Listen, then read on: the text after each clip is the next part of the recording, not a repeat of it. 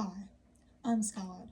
Something I've always struggled with is working with new people, especially in new environments, because I'm very introverted and worried about saying the wrong thing.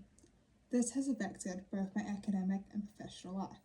When I am faced with new situations and challenges, I tend to hold back my valuable thoughts and ideas because I'm afraid of being judged, which is very frustrating.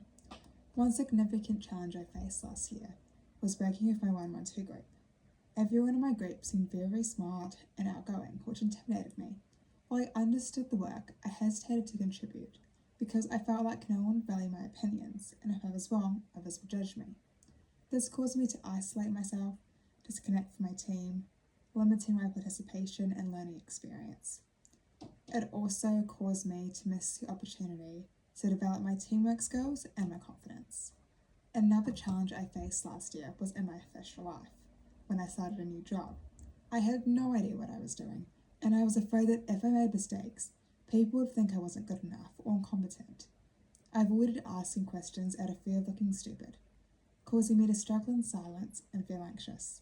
If I had just asked for guidance earlier, I could have improved the situation much faster and made things a lot easier for myself. Both of these situations I would consider a personal failure. One team member interaction that stood out to me is with Braxton. I've known him since high school and he is very intelligent. However, in this class he can often be distracted, on his phone or on his laptop completing other assignments.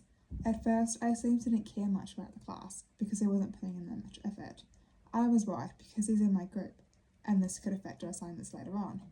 This made me feel frustrated and anxious because I wanted to discuss the class materials, but his attention was elsewhere. Later on, he explained that he was feeling really burnt out and overwhelmed, and he had a lot going on with other classes, which affected his focus. Hearing this made me empathize with him and realize I'd completely misjudged him. His distraction wasn't laziness, it was him trying to manage his workload and use lecture time in order to get his work done. His honesty challenged my initial judgment and shifted my perspective. I now realize that I should have shown him more empathy and not been so quick to assume the worst. Instead of just being annoyed, I should have communicated with him directly and asked what was going on. I didn't even check in with him, I just jumped to conclusions. This experience taught me to see that just because someone isn't acting the way I expect them to, doesn't mean they aren't committed to something. Stress impacts everyone differently, and I should have been more attentive.